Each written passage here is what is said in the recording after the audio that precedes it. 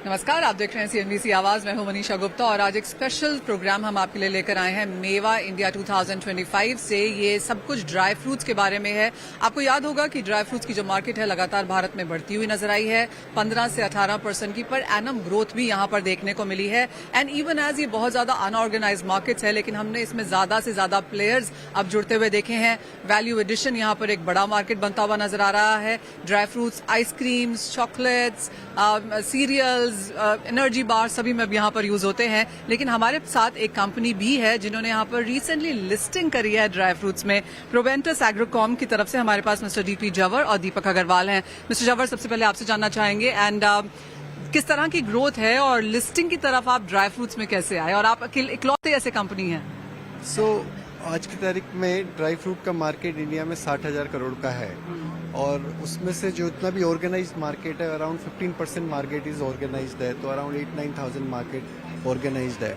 And हम सभी लोग प्रोफेशनल बैकग्राउंड से आए and we saw this space very exciting, so opportunity was very great, so we thought we have to work on this और हमने इस पे काम चालू किया है। और जैसे ओवरऑल मार्केट में 10-12% की CAGR से ग्रोथ हो रही है, बट जितना भी पैकेज फूड है ब्रांडेड स्पेस उसमें 25% की ग्रोथ है। और जैसे हमने लास्ट 20 ईयर्स में इंडिया में देखा है कि जितने भी पैकेज फूड है और सारी इंडस्ट्री अनऑर्गेनाइज से ऑर्गेनाइज ग्रोथ हुई है, तो हम यहाँ पे एक बहुत बड़ी अपॉर्चुनिटी देख रहे थे and that is why we moved on that. And उसी के साथ में वी ऑलवेज बिलीव्ड कि capital market help lot to company grow and इसीलिए हमने जून 2023 में लिस्टिंग कराई थी। And we see lot of opportunities from plain dry fruits to healthy snacking, on the go snacking, so that journey is still left for India. तो पिछले एक साल में किस तरह की ग्रोथ, क्या नए प्रोडक्ट्स आपने यहाँ पर ऐड करे हैं, और अब आगे आने वाले एक साल की अगर बात करें तो क्या प्लान्स हैं? 2023 में लिस्टिंग के बाद हम हर साल 40% की ग्रोथ देख रहे हैं कंपनी में, और पैकेज फूड हम लोग टारगेट कर रहे हैं 40-50% ग्रोथ में। पहले हम लोग बेसिक ड्राई फ्रूट से स्टार्ट किए, फिर ऑन द गो स्नैकिंग पे स्टार्ट किए, अब healthy bars, value added product like almond powder and all these things. तो ये पूरा जर्नी हम अचीव करना चाहते हैं और हम हर चीज में ग्रोथ देख रहे हैं उसके अंदर। थैंक यू दीपक। अगर हम ओवरऑल मार्केट देखें तो एब्सोल्युटली यहाँ पर ग्रो करती हुई नजर आई है। ऑफकोर्स कुछ ग्लिचेस हिचेस यहाँ पर जरूर हैं, चाहे वो इंपोर्ट ड्यूटीज को लेकर हैं या फिर मूवमेंट ऑफ गुड्स है, लेकिन अब यहाँ से जैसे मिस्टर जवर कह रहे हैं, किस तरह की ग्रोथ आप एक्सपेक्ट करेंगे ओवरऑल सेगमेंट में? इन्होंने कंपनी की बात करी, लेकिन ओवरऑल सेक्टर कैसे देखते हैं? अगर आप ओवरऑल सेगमेंट की बात करें, हमारे में हम बेसिक कमोडिटीज को मानते हैं। समझो बादाम, काजू, अखरोट और पिस्ता हो गया। आप अगर देखेंगे, अगर हमारा मार्केट ओवरऑल अगर 15-20% से ग्रो कर रहा है, तो ये जो हम बेसिक कमोडिटी, बेसिक जो नट मानते हैं, उस बेसिक नट के अलावा कैनबेरीज है, प्रून्स है, अभी पिकान काउंसिल का आपने यहाँ पे देखा होगा बोर्ड है, ये सब लोग काफ़ी मेहनत कर रहे हैं हमें नए तरह के नट्स देने का। अभी हमारी कैटेगरी, हम उसको एक्सोटिक नट्स बोलते हैं, डिफरेंट ओरिजिन से आते हैं। वर्ल्ड ओवर इनका पेनिट्रेशन या समझो कि पहुँच आपके कंज्यूमर तक बहुत ज़्यादा है।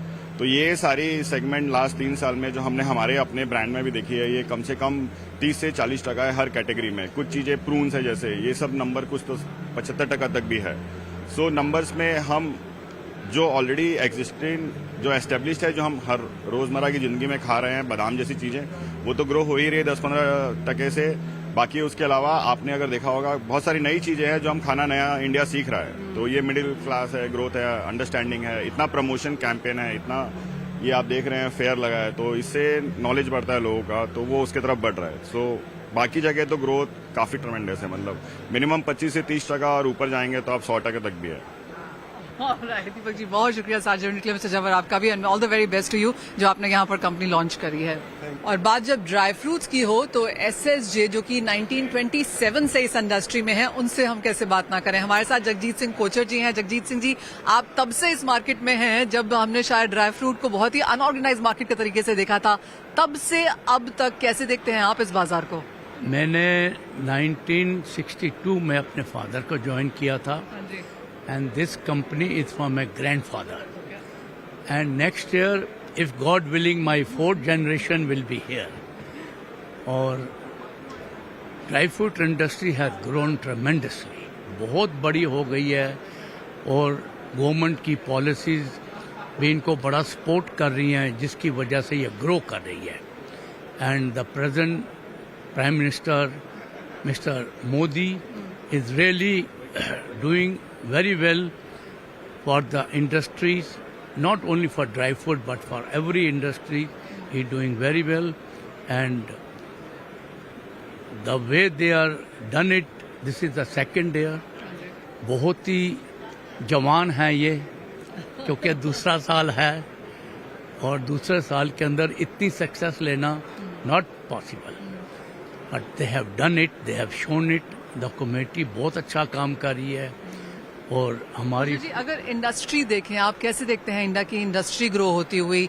आपको, क्योंकि ड्राई फ्रूट एक बेसिकली पहले हम एक्सपेंसिव सेगमेंट के जैसा देखते थे, लेकिन अब आप कहेंगे ज्यादा से ज्यादा लोग ड्राई फ्रूट्स कंज्यूम कर रहे हैं, ग्रोथ अच्छी खासी है.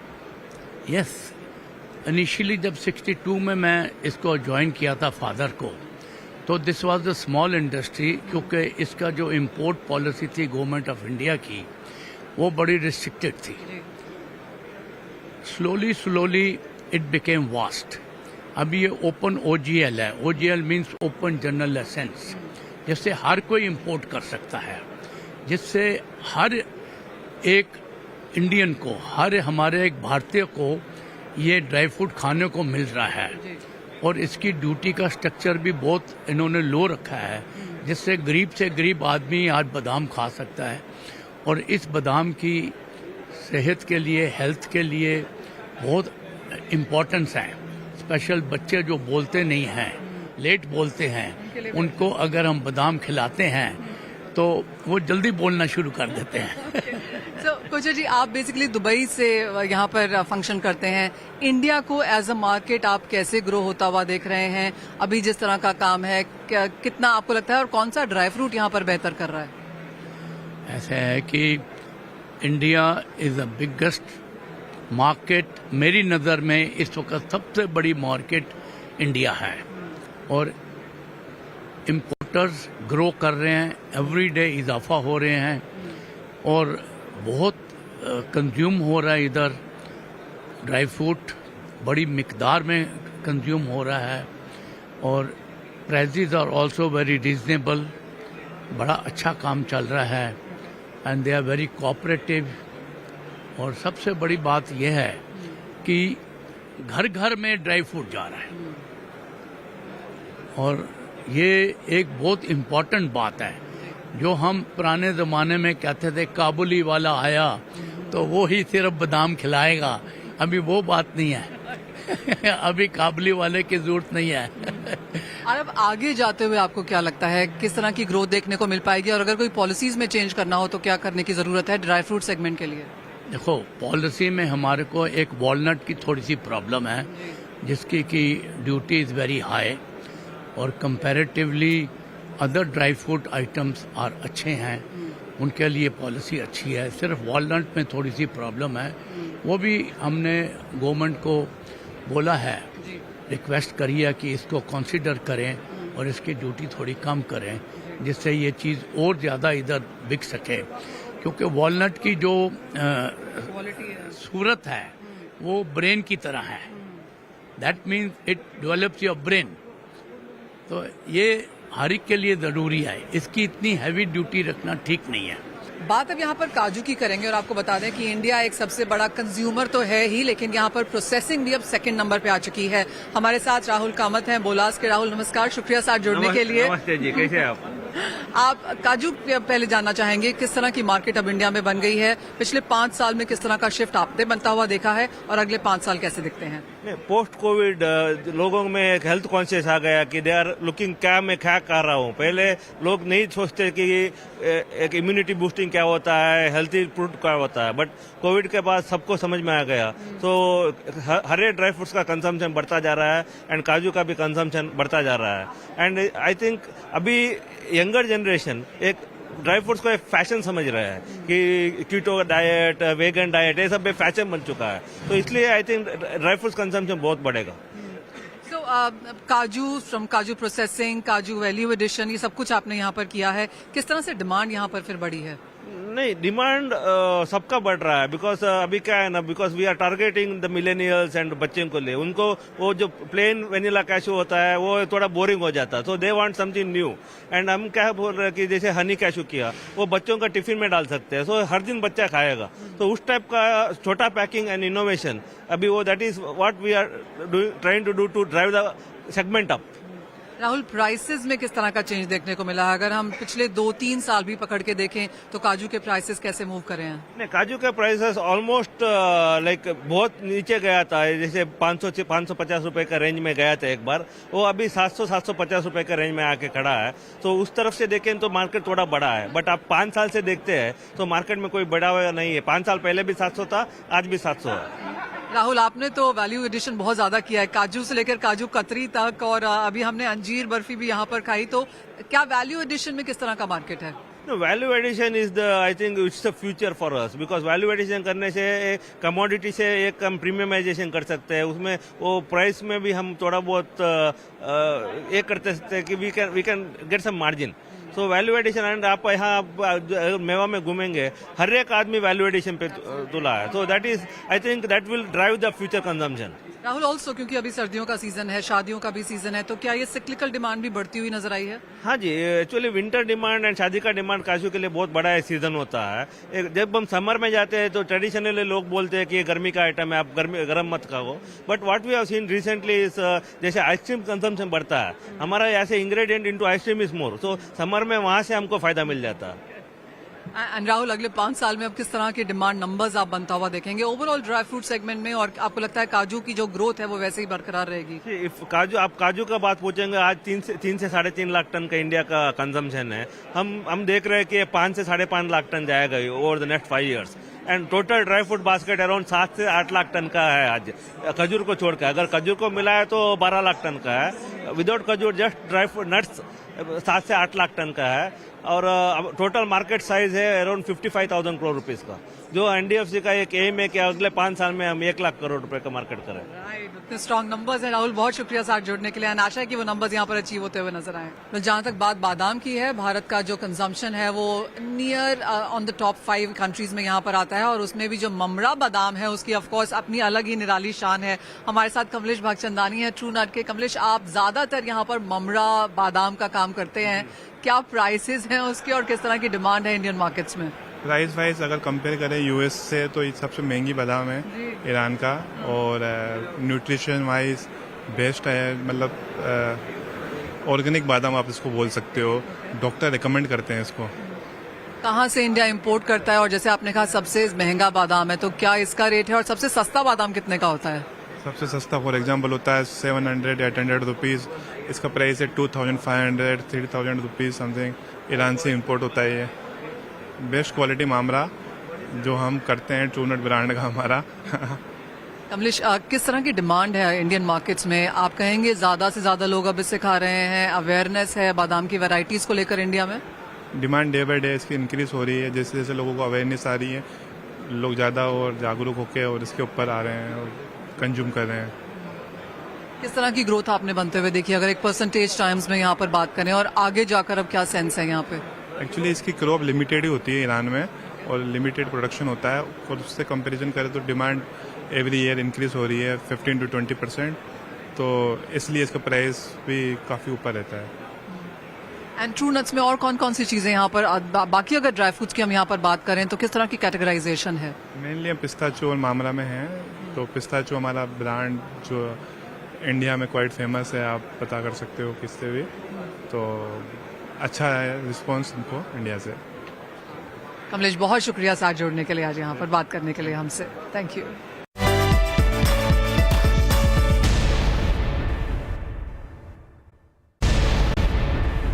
बिमल जी, बहुत शुक्रिया हमारे साथ आज यहाँ पर जुड़ने के लिए, एंड एज ऑलवेज आईपीजे का जो कॉन्क्लेव है, हमने यहाँ पर कई कंट्रीज से और कई कंपनी से यहाँ पर लोग आते हुए देखे हैं, और सभी ने यहाँ पर ऑफकोर्स पल्सेस की बात की है, लेकिन जिस तरह से प्रहलाद जोशी जी ने कल ओपनिंग रिमार्क्स में कहा कि पीली मटर की जो इम्पोर्ट मियाद है वो अब नहीं बढ़ाई जाएगी, कैसे रिएक्ट कर रहा है उसको बाजार? धन्यवाद मनीषा जी। देखिए, जो हमारा जो कॉन्क्लेव है, बेसिकली हम जो हमारे एड्रेस जो इश्यूज हैं हम उनको एड्रेस कर रहे हैं इस कॉन्क्लेव में, खासकर जो हमारे चैलेंजेस हैं, जो अपॉर्चुनिटीज है, we are talking about both. जैसा मैं हमेशा आपके चैनल पे कहता हूँ कि हमारी जो डिमांड है बढ़ती जा रही है, और by 2030 this will be about 40 million tons. तो कल हम इस पे काफ़ी चर्चा कर रहे थे कि हमारी डिमांड बढ़ रही है, हमारा प्रोडक्शन बढ़ना चाहिए, हमारी प्रोडक्टिविटी बढ़नी चाहिए। तो माननीय मंत्री जी ने जो कल कहा, उन्होंने कि जो पीली मटर की जो है जो मुराद है वो अब नहीं बढ़नी चाहिए। हम भी एक्सपेक्ट कर रहे थे, क्योंकि मैंने आपको ये चैनल पे कई बार कहा कि हमारे डंपिंग हो रही है येलो पीच की, और सरकार की पॉलिसी रही कि cheaper import is hurting the Indian farmers, और 5 साल 5.5 साल तक इसी पॉलिसी की वजह से उन्होंने इसको बंद करके रखा था। तो जिस उद्देश्य से येलो पीच को मंगाया जा रहा था वो उद्देश्य पूरा हो चुका है, क्योंकि दाल 2 सालों में दाम बहुत ज्यादा बढ़े हुए थे दालों के, तो मार्केट को कूल डाउन करने के लिए हमने बहुत एक अच्छी मात्रा में येलो पीच इंपोर्ट किया। तो मैं समझता हूँ वो ऑब्जेक्ट पूरा हो चुका है सरकार का। तो उसको जब वो ऑब्जेक्ट पूरा हो चुका है और हमारे अच्छी क्रॉप्स का जो सामने अभी हार्वेस्ट आ रही हैं, चने की, लेंटिल्स की, और जो छोटे क्रॉप्स है उड़द की, येलो पीस की, तो क्रॉप सब अच्छी लग रही हैं कि ऐसा लग रहा है कि अच्छा प्रोडक्शन होगा। तो मुझे लगता है नहीं कि अब हमको बड़ी मात्रा में इंपोर्ट करने की जरूरत है येलो पीस की, खासकर विदाउट एनी ड्यूटी और without any caveat. So we need to या तो उस पे इतनी ड्यूटी लगे कि वो मिनिमम सपोर्ट प्राइस के आसपास हो, और या वो बंद हो। ऐसा हमारी एसोसिएशन की तरफ से कई बार ये रिप्रेजेंटेशन दिया है। तो मैं समझता हूँ एक अच्छी हमारे लिए एक अच्छा मैसेज है कि जो हम चाहते थे वैसा हो, और हम चाहते हैं इसमें सारे ये कोई हम ट्रेड के लिए नहीं देख रहे हैं, हम चाहते हैं इसमें सब स्टेक होल्डर्स का फायदा हो, किसानों को फायदा हो, कंज्यूमर्स को भी फायदा हो, एक बैलेंस प्राइस में मिलना चाहिए, और सरकार को भी फायदा हो। तो इसलिए मैं समझता हूँ एक अच्छी शुरुआत है। आपसे एक सेंस चने पे भी लेना चाहेंगे, क्योंकि फसल आनी अब शुरू हो गई है मार्केट्स में, प्राइसेस एमएसपी के आसपास हैं, जो कि एक सपोर्टिव फैक्टर है, और बाजार ने एक सेंटिमेंटली इसको रिएक्ट किया है कि शायद पीली मटर अब यहाँ पर नहीं बढ़ाया जाएगा। चने को लेकर अब क्या यहाँ पर सेंस बन के आ रही है? चने का भी हम जो उत्पादन का अभी तक सुन रहे हैं, ऐसा लग रहा है कि चने का उत्पादन बहुत मतलब अभी जो क्रॉप्स की सिचुएशन है अच्छी है, और मैं समझता हूँ जो इस बार 98.5 लाख हेक्टेयर पे चने का उत्पादन पिछले साल से कुछ ज्यादा है, और जो ईल्ड्स भी हैं वो 1200-1300 किलो के लगभग सरकार की तरफ से बताया। अगर वैसा रहा तो मैं समझता हूँ लगभग हमारे यहाँ 120 से 130 लाख टन के बीच में प्रोडक्शन हो सकता है, अगर ऐसा, ये सरकार के आंकड़ों में बता रहा हूँ मैं।